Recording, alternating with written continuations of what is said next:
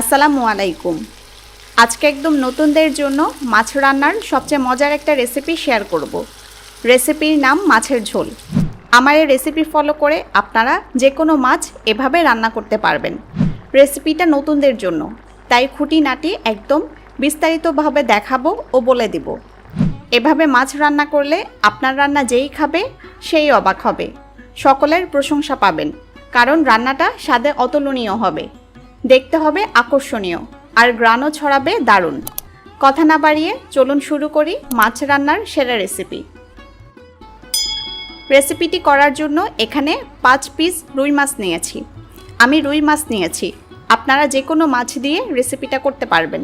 কাতল, মৃগেল, এমনকি তেলাপিয়া মাছও নিতে পারেন। হুবহু আমি যেভাবে রান্না করব সেমভাবেই রান্না করবেন। এখন মাছের পিসে কিছু গুঁড়া মশলা মেখে নিব। প্রথমে দিচ্ছি সামান্য হলুদ গুঁড়া,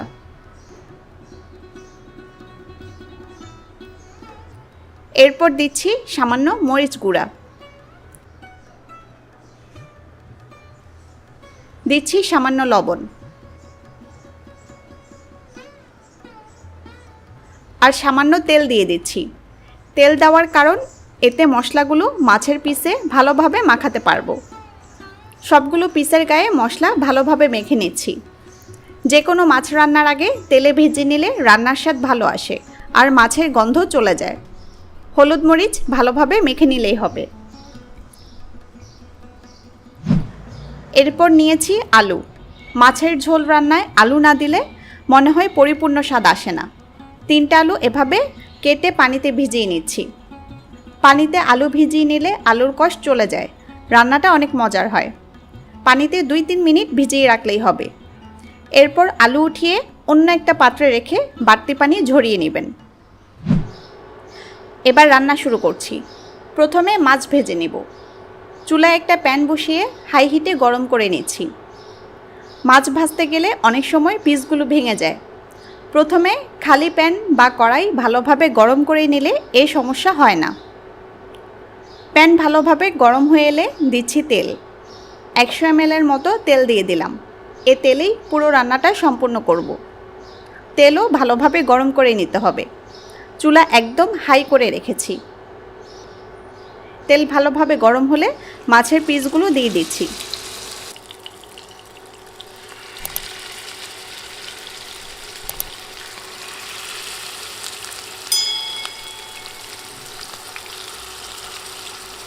মাছের পিস তেলে দিয়েই নাড়াচাড়া শুরু করবেন না। এক পাশ কিছুক্ষণ ভাজার পর অন্য পাশ উল্টে দিব।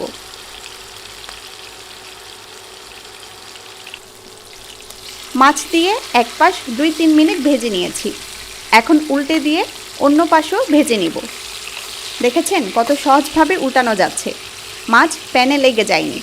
হাই হিটে প্যান ও তেল গরম করে নিলে মাছের পিস প্যানে লাগবে না, পিসগুলো ভেঙেও যাবে না, সুন্দরভাবে উল্টানো যাবে, ভাজাটাও পারফেক্ট হবে। উল্টে দিয়ে এপাশও 2-3 মিনিট ভেজে নেব।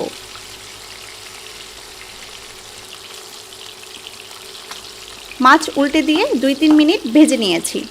এখন পিসগুলো উঠিয়ে নেব। বেশি কড়া করে মাছ ভাজবেন না, এতে রান্নার স্বাদ ভালো আসে না।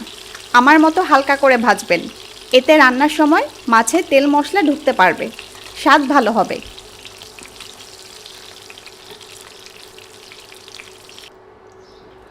মাছ উঠিয়ে নিয়ে আলুর পিসগুলো ভেজে নিব।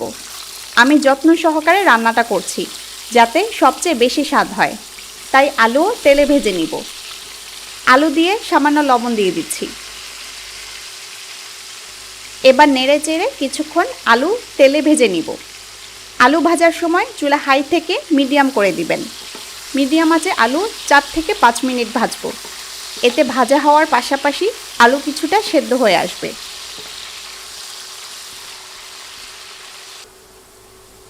4-5 মিনিট ভাজার পর আলু উঠিয়ে নিব। খেয়াল রাখবেন ভাজতে ভাজতে আলুর গায়ে যাতে দাগ না লাগে। আলুর গায়ে ভাজা দাগ লাগলে রান্নাটা দেখতে ভালো লাগবে না।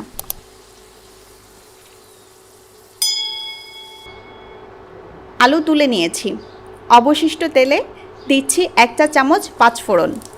মাছের তরকারি অথবা সবজি রান্নায় 5 ফোড়ন দিলে ভীষণ ভালো লাগে, রান্নার ফ্লেভারও খুব চমৎকার হয়।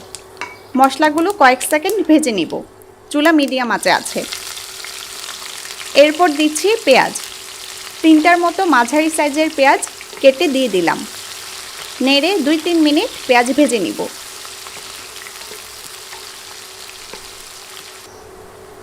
এরপর দিচ্ছি 1 টেবিল চামচ রসুন বাটা, আর দিচ্ছি 1 চা চামচ আদা বাটা। নেড়ে বাটা মশলাগুলো 20 সেকেন্ড ভেজে নিব।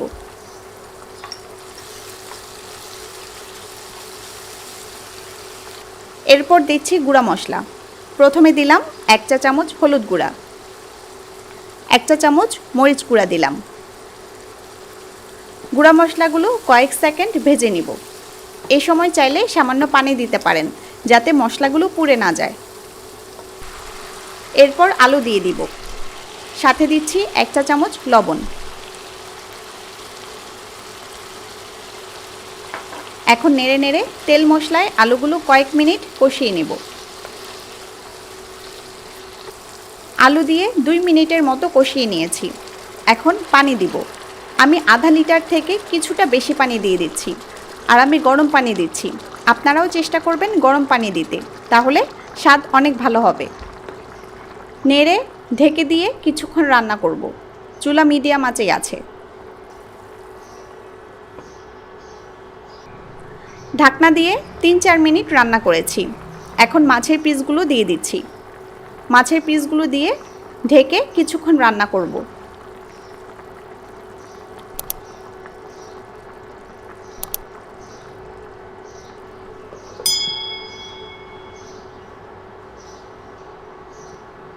মাছ দিয়ে 5 মিনিটের মতো রান্না করেছি।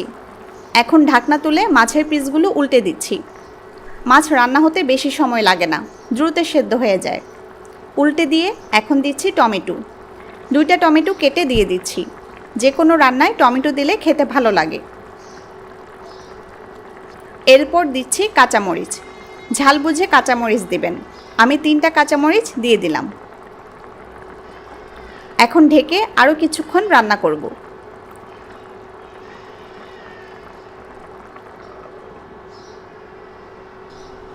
ঢাকনা দিয়ে আরও 5 মিনিট রান্না করলাম। আমাদের রান্না প্রায় শেষ। এই সময়ের মধ্যে আলু ও মাছ একদম পারফেক্টভাবে সেদ্ধ হয়ে যায়। রান্নার শেষ পর্যায়ে দিচ্ছি 1 চা চামচ জিরা গুঁড়া। যে কোনো মাছ রান্নার শেষে এভাবে জিরা গুঁড়া দিলে ফ্লেভার ও টেস্ট দুইটাই অনেক ভালো লাগে। আর যেহেতু মাছের ঝোল রান্না, তাই অনেক ঝোল থাকবে। তবে আপনারা ঝোল কমাতে চাইলে ঢাকনা ছাড়া আরও কিছুক্ষণ রান্না করে ঝোল কমিয়ে নিতে পারেন। আমার মতে এখন ঝোল পারফেক্ট আছে। চুলা থেকে নামানোর আগে কিছু ধনিয়া পাতা কুচি উপরে ছড়িয়ে দিচ্ছি। হয়ে গেল আমাদের ভীষণ মজার মাছের ঝোল রান্না। এভাবে মাছ রান্না করলে যে কেউ আপনার প্রশংসা করবে। আমার মতে এটাই মাছ রান্নার সেরা রেসিপি। আপনাদের কেমন লেগেছে তা কমেন্টে লিখবেন। আরও কী কী রেসিপি চান তাও জানাতে পারেন। এতক্ষণ আমার সাথে থাকার জন্য আন্তরিক ধন্যবাদ। সবাই ভালো থাকুন, সুস্থ থাকুন। আল্লাহ হাফেজ।